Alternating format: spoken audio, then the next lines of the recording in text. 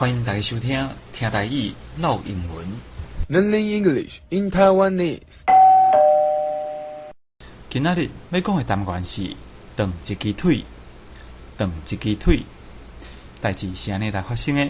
伫月考的前一礼拜，阿朱因为毋肯借写着重点整理的簿仔，互阿强来 copy， 主使着两个人伫教室差一点仔就要冤起来。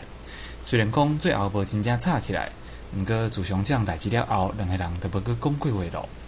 到了考试的这一天，阿强家己感觉有淡薄仔歹势，所以伫考试的头前，伊就先去找阿朱，对伊讲：会记得放轻松，你的腿会转去。Remember to relax, break a leg. 天啊！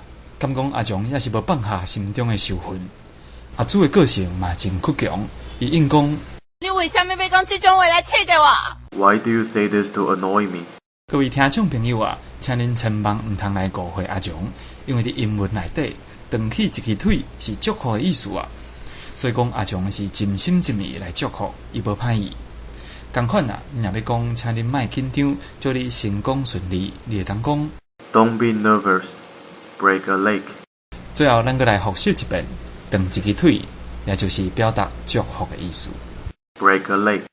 若要讲，会记得放轻松，祝你好运，你会当讲 Remember to relax, break a leg.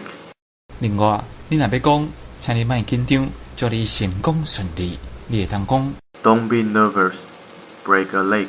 好，今日单元是毋是真正有意思咧？希望大家英文会一天比一天来进步。有任何意见，请写伫后面来甲阮讲。咱期待后一回再相逢。